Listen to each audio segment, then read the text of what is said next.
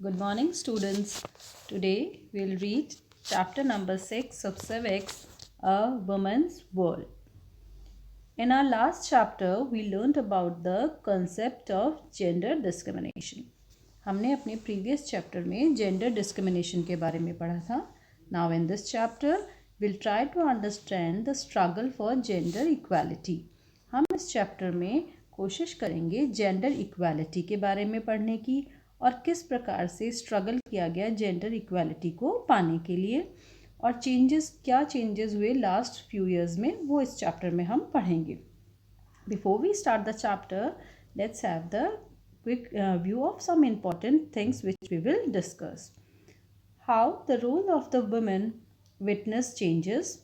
Second, about the women's work who worked for the improving the life of other women, and how women's movement furthered the cause of women's right. These are some points which we will discuss in this chapter. Now student, a box is given here in which a poem is there. With the help of this poem, we will try to understand the difference between the men and women. In my textbooks, I learned that only men are kings and soldiers. Till I read a book in which famous queens ruled and fought against enemy. कि अब एक poem है जिसमें discuss किया गया है कि एक text book, when we read the text book, हम टेक्स्ट बुक जब पढ़ते हैं तो उसमें हम पढ़ते हैं कि केवल मैन और जो मैन है वही किंग्स हैं और वही सोल्जर्स हैं. राजा कौन बनता है कि मैन है और वही सैनिक होते हैं. Till I read the book in which famous queens ruled and fought against enemy. कि उन्होंने एक बुक पढ़ी जिसमें लिखा हुआ था कि कुछ ऐसी फेमस रानियां भी हैं जिन्होंने रूल भी किया और अपने एनिमीज़ के साथ फाइट भी की अपने को बचाने के लिए. In my text book I learn that only men are doctors. कि अपनी टेक्स्ट बुक में उन्होंने पढ़ा है कि आई लर्न ओनली, हमने क्या सीखा कि केवल मैन है वही डॉक्टर होते हैं. But when I went to doctor I saw that she was a women. लेकिन जब वो अपने आप को चेक कराने के लिए बीमार होने पर किसी डॉक्टर के पास जाते हैं तो वहाँ क्या देखती हैं कि जो डॉक्टर है वो मैन नहीं है, एक वुमेन है. In my text book I learn that only man do farming in our country until on a train journey I saw women working in the fields. फिर अगेन जो पोएट हैं वो बताते हैं कि इन माई टेक्स्ट बुक, मैंने अपनी text book में पढ़ा था कि जो खेतों में इंडियन फार्मर्स हैं वो केवल मैन जो है वही खेतों में काम करते हैं. लेकिन जब वो ट्रेन में एक जर्नी में यात्रा कर रहे थे, एक सफ़र पर थे, तो उन्होंने देखा कि फील्ड्स में, खेतों में मैन के साथ साथ वुमेन भी वर्क कर रही थी. I have learn that I have lot to learn by seeing. तब उन्होंने जाना कि पढ़ने से ज़्यादा बहुत सारी चीज़ें ऐसी हैं जिन्हें हम देख कर, समझ कर जान सकते हैं. This is about the men and women which is written in this poem. Now let's start our chapter. Stereotypes regarding jobs. We develop a mindset about the kind of work that can be associated with each gender. Women are typically seen as a homemaker while man as a breadwinner. कि Indian stereotype होता है कि जब हम किसी के बारे में कोई धारणा बना लेते हैं, कोई विचार हमारा माइंडसेट हो जाता है, वो होता है स्टीरियोटाइप. कि हम इंडियन जो लोग हैं उनका माइंडसेट है ऐसो ईच जेंडर, हर जेंडर के लिए, चाहे वो मैन है चाहे वो वुमेन है, हमारा एक माइंडसेट है. हम टिपिकली ज़्यादातर क्या माइंडसेट है हमारा कि जो वुमेन्स हैं वो होम मेकर हैं, वो घर बनाने का काम करती है, घर पे रह के घर में रोटी सब्जी झाड़ू पोछे का काम है. और मैन को हम देखते हैं एक ब्रेड विनर के रूप में, एक रोटी कमाने वाले के रूप में, पैसा कमाने वाले के रूप में. In the job scenario, women often are seen as doing the job that are considered safe for them. कि if a woman is doing a job, अगर कोई लेडी जॉब करती है तो हम देखते हैं कि women ज़्यादातर वो जॉब प्रेफर करती हैं जहाँ पर वो सेफ हैं, सुरक्षित है. So many women become teachers or nurses that fit with their image of caretaker. कि इसीलिए हम सोचते हैं कि विमेंस के लिए ज़्यादातर कौन सी जॉब प्रेफरेबल है, कौन सी जॉब अच्छी होती है, टीचर्स की या फिर नर्स की. वही रोल वो फिट होता है उनकी इमेज में, वो एक केयर टेकर के रूप में है, संभाल कर रखने के वालों में। तो नर्स का काम भी है संभालना सबको, और टीचर्स भी बहुत अच्छे से बच्चों को संभालती है। तो वुमेन्स के लिए जो जॉब प्रेफर करते हैं वो है नर्स या फिर teachers. Professions that require a scientific or technical knowledge are usually not considered fit for women. Firstly, because of the risk involved, and secondly, because of the stereotype attached that women may not be able to handle technical things. कि वो profession means work, काम, कि वो काम जिसमें scientific knowledge या फिर technology की ज़रूरत होती है, वो ऐसा माना जाता है, ऐसा स्टीरियोटाइप, ऐसी धारणा बनी हुई है कि वो काम वुमेन्स के लिए फिट नहीं है, औरतें वो काम नहीं कर सकती हैं। क्यों? बिकॉज उसके लिए कुछ रीज़न है। बिकॉज फर्स्टली, सबसे पहले तो ये टेक्निकल जो वर्क है उनमें रिस्क बहुत ज़्यादा है और औरतें ज़्यादा, ऐसा माना जाता है, हमारी ऐसी धारणा है, विचार है कि वुमेन्स ज़्यादा रिस्क लेती नहीं हैं। और दूसरा है because of the stereotype attach that womens are not able to handle technical thing. दूसरी जो हमारी जो स्टीरियोटाइप थॉट है, हमारे जो दिमाग में विचार बने हुए हैं कि वुमेन्स जो हैं टेक्निकल थिंग्स को अच्छे से हैंडल नहीं कर पाती हैं, इस कारणों से जो प्रोफेशंस हैं वुमेन्स के लिए इस तरह के प्रोफेशन सही नहीं माने जाते। As a result of these stereotype we find people focusing more on educating the boys for professions such as doctor, engineer and pilot। कि हमारे समाज में जो इस तरह की सोच है, स्टीरियोटाइप सोच है कि वुमेन्स जो है वो रिस्की काम नहीं कर सकती या टेक्निकल वर्क नहीं कर सकती, इसीलिए हमारे समाज में ज़्यादातर जो बॉयज़ हैं, लड़के हैं, उनको इस तरह के प्रोफेशन में डॉक्टर, इंजीनियर, पायलट, इस तरह के प्रोफेशन के लिए एजुकेट किया जाता है। Girls rarely get some encouragement and motivation to pursue their dreams and goals। Girls को, लड़कियों को बहुत रेयरली मीन्स कम, बहुत कम उनको एनकरेज किया जाता है, उनको बढ़ावा दिया जाता है, उनको मोटिवेट किया जाता है कि वो अपने सपनों को या अपने उद्देश्यों को पूरा कर सके। In our society and many other societies, people, especially children, face pressure from others। Their thinking is influenced by the adult thought process। कि इन आर सोसाइटी, हमारी सोसाइटी में और बहुत सारी वर्ल्ड में ऐसी सोसाइटीज़ हैं जहाँ पे स्पेशली जो बच्चे हैं उनके ऊपर एक प्रेशर होता है। वो प्रेशर किसका होता है? अडल्ट का, उनके जो बड़े लोग हैं उनका बहुत ज़्यादा प्रेशर होता है। वो अपनी थिंकिंग बच्चों पर थोपना चाहते हैं, लादना चाहते हैं। For example, boys are train to earn money while girls are train in a household job. You have read about such stereotype and prejudice in the last chapter, breaking stereotypes. However, there are some girls and women who had broken the stereotype and taken up the jobs that were typically considered men's domain. Let us look at one such case. Now students, कि breaking stereotype, कि stereotype हमारी एक सोच है, उसको break किया, यानी उसको तोड़ना। कि समाज में कुछ ऐसी लड़कियां भी हैं, ऐसी विमेंस भी हैं जिन्होंने हमारी जो बरसों पुरानी सोच थी उसको ब्रेक किया है और ऐसी जॉब्स की हैं जो कि मेंस के लिए मानी जाती थी कि ये काम तो केवल लड़के ही या आदमी ही कर सकते हैं, वो काम उन लड़कियों ने कर दिखाया।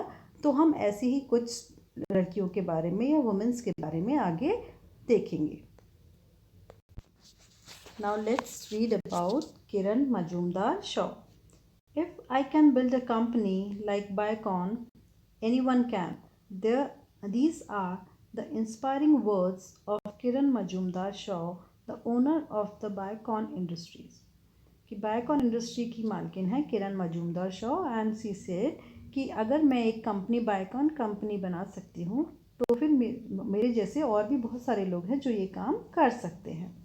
Today Biocon industry is a pioneer in the field of biotechnology, but the success did not come easy to her। She struggled hard to become the most successful woman entrepreneur of India। कि किरण मजूमदार शॉ जो है वो एक Pioneer, यानी Pioneer means होता है एक important, मील का पत्थर जिसे हम कहते हैं, वो एक बायोकॉन इंडस्ट्री में मील का पत्थर है। बट द सक्सेस, जो उन्हें कामयाबी मिली वो आसानी से नहीं मिली, इसके लिए उन्हें बहुत ज़्यादा स्ट्रगल करना पड़ा और बाद में वो एक सक्सेसफुल वुमेन बनी। Born in 1946 in Bengaluru, Kiran was inspired by her father, who was a master brewer. Her education began in Bishop Cotton Girls' School and then Mount Carmel College. कि किरण का जो जन्म था, किरण मजूमदार का, she born in 1946 in Bengaluru and her father was a master brewer. Brewer means होता है शराब बनाने वाले, तो उनके फादर जो थे वो शराब बनाने का काम करते थे. द स्टार्टिंग एजुकेशन जो थी उनकी वो बिशप कॉटन गर्ल्स स्कूल में हुई and then to Mount Carmel college. She was a topper in science from Bengaluru University. She then went on to the Baldrick College, Melbourne, Australia, specializing in malting and brewing technology to become India's first woman in brew master.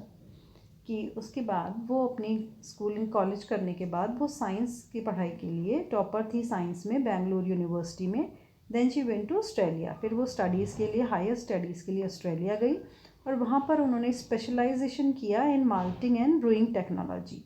Malting and brewing technology होता है कि जो बीज होते हैं एक तरह के, माल्टिंग मीन्स होता है एक तरह के बीज होते हैं, उनको पानी में भिगोकर और उसमें से शराब बनाने की जो टेक्निक थी उसको उन्होंने डेवलप किया और वो इंडिया की फर्स्ट वुमेन थी जिन्होंने ब्रू मास्टर बनी, यानी पहली शराब निर्माता कंपनी की मालकिन बनी.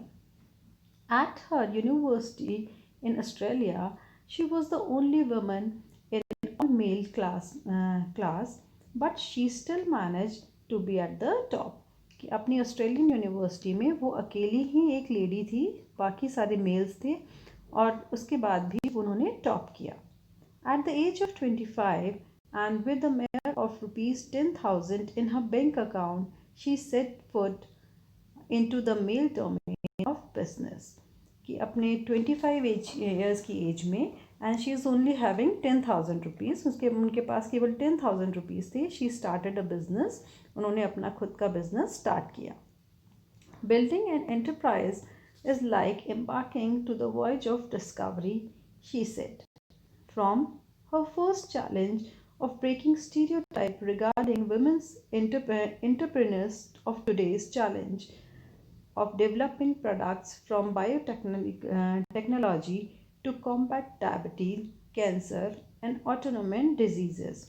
Ms. Shaw said her journey to the top has been through with social, technical, and new scientific challenges. कि उन्होंने जो अपने जो लार्ज एम्पायर स्टैब्लिश किया उसकी जो लंबी वॉयज थी, वॉयज मीन्स होता है यात्रा, उसमें बहुत सारी डिस्कवरीज शामिल हैं. वो कहती हैं कि उन्हें बहुत सारे जो चैलेंजेस थे उनका सामना करना पड़ा. उन्होंने बहुत सारे स्टीरियोटाइप को ब्रेक किया और उसके बाद उन्होंने अपने जो डेवलपमेंट था वो सारे फेस किया.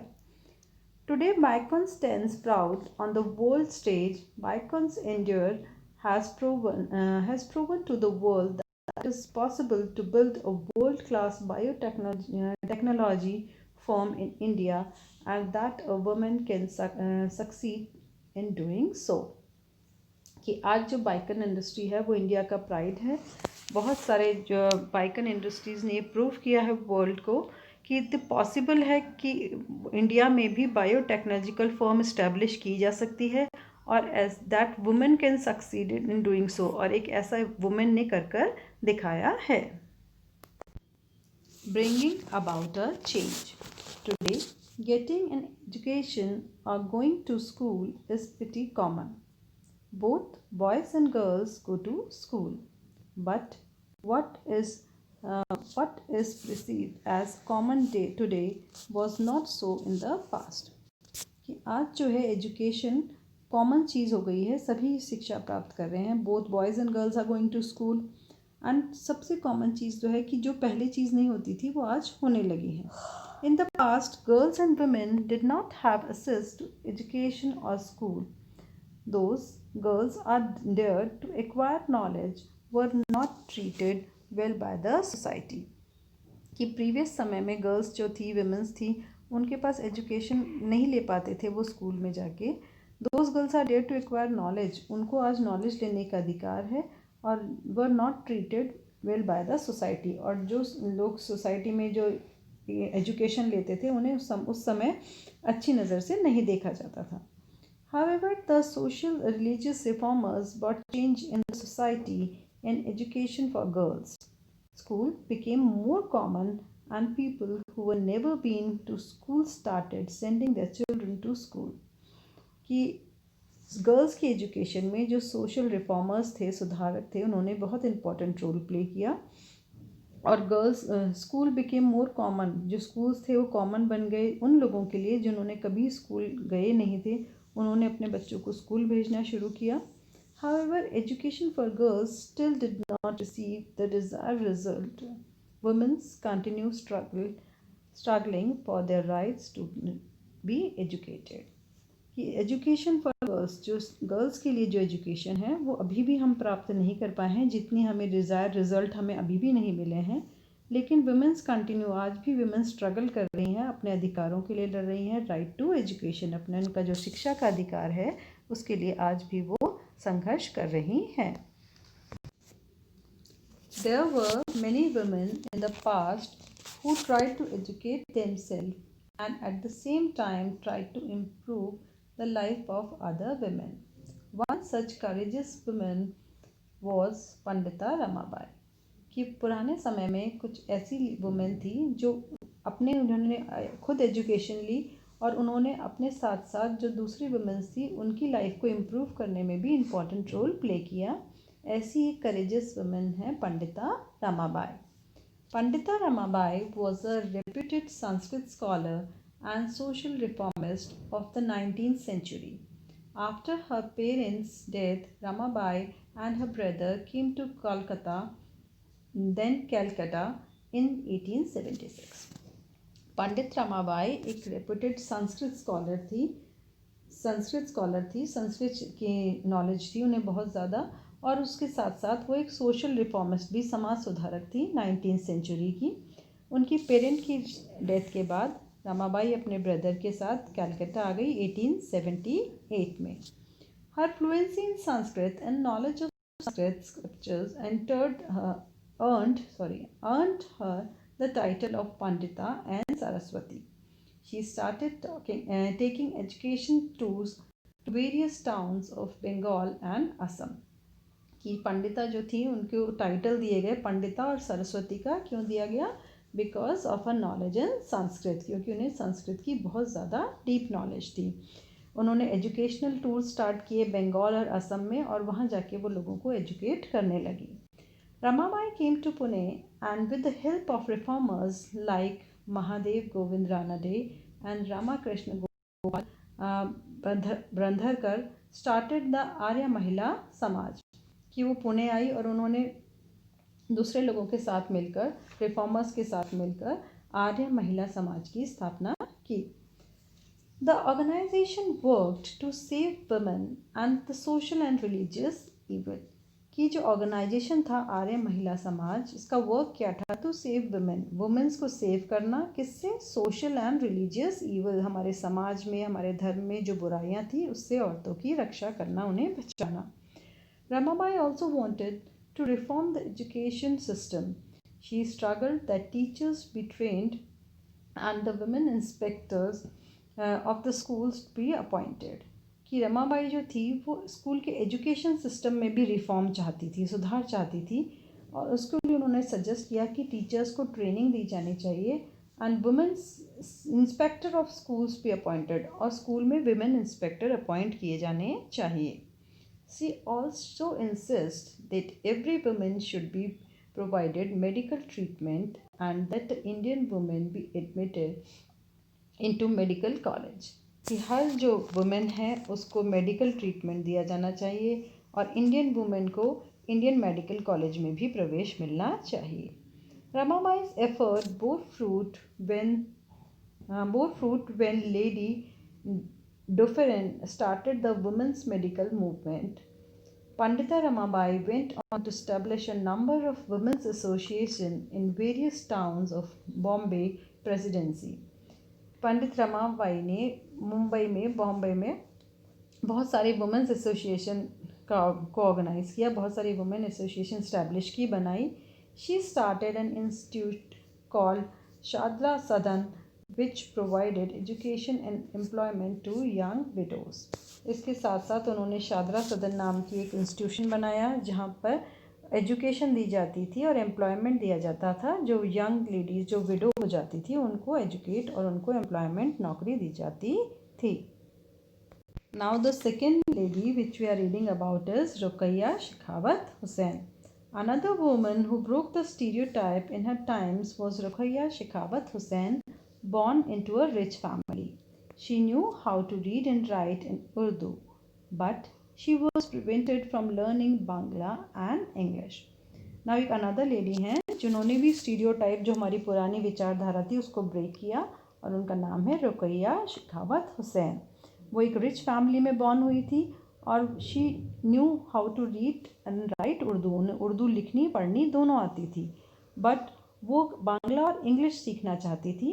However with the support of her older brother and sister, Rukaiya learn to read and write Bangla and English. अपने ब्रदर और सिस्टर के सपोर्ट से वो बांग्ला और इंग्लिश को लिखना और पढ़ना सीख गई। She went on to become a writer and wrote a remarkable story titled Sultana's Dream in 1905 at the age of 25. और उन्होंने एक बुक लिखी जिसका नाम है सुल्ताना's ड्रीम 1905 में when she was only 25 years of age. In 1910, she started a school for girls in Kolkata, and till today, this school serves to educate thousands of girls in the city. 1910 में उन्होंने एक school start किया girls Kolkata में girls के लिए, और आज भी वो स्कूल गर्ल्स को एजुकेशन प्रोवाइड कर रहा है। थाउजेंड्स ऑफ गर्ल्स आज भी उस स्कूल में एजुकेशन प्राप्त कर रही हैं। That's all in this class, students. We will continue our chapter in our next class. Thank you.